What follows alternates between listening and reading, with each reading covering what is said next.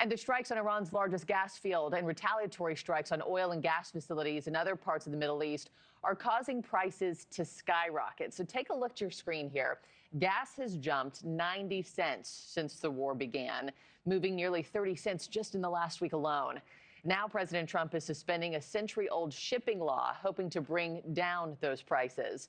NewsNation national correspondent Alicia Nieves joins us live this morning. So, Alicia, I think the big question with this is, will the president suspending this law, the Jones Act, is that actually about to help Americans pay less? Yeah, good morning, Markie. I mean, according to experts, it could have some impact on gas prices to, over time bring them down lower. But the reality is this is a 60-day suspension, so it's not going to have a sustained or significant impact, again, according to experts. The Jones Act, which you referred to, which is what is being suspended here for 60 days, it bars foreign ships from moving goods between U.S. ports, or in other words, any ship moving goods within the U.S. has to be built here and crewed by American sailors.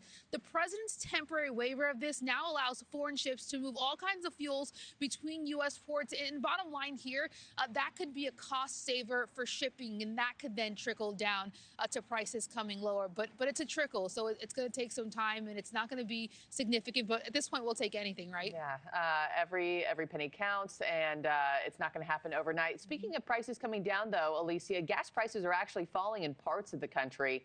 Where is that happening, and why? Yeah, if you're in Ohio right now, you are one of the lucky ones there in terms of a relative to other states around the country where gas prices have gone up even higher. We're seeing the cheapest gas prices in that state right now. According to the latest weekly data from the Energy Information Administration, prices fell by 5 cents in the Buckeye State. And there are a few reasons here at play.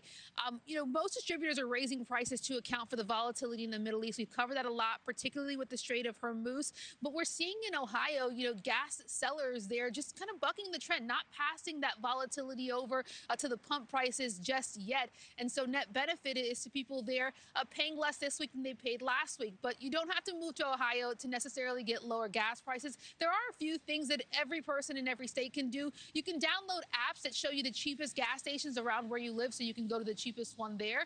You can sign up for loyalty programs at gas stations. Sometimes they have up to 5 cents off a gallon. That adds up, really quickly. And then lastly here, do what I did. I filled up on a Tuesday. Monday or Tuesday is the cheapest day to buy gas as opposed to kind of the weekend. So if you've got enough to stretch through this weekend, I'd get past it and sign up Monday or Tuesday, or fill up Monday or Tuesday. Yeah, Margie. I need to fill up my car right now. I'm here in Chicago, where prices are not low. We'll see if I can survive through the weekend. Alicia, thank you so much for the latest there. Thank you for watching. Subscribe below and download our NewsNation app right now on your phone, and you will get fact-based, unbiased news for all Americans.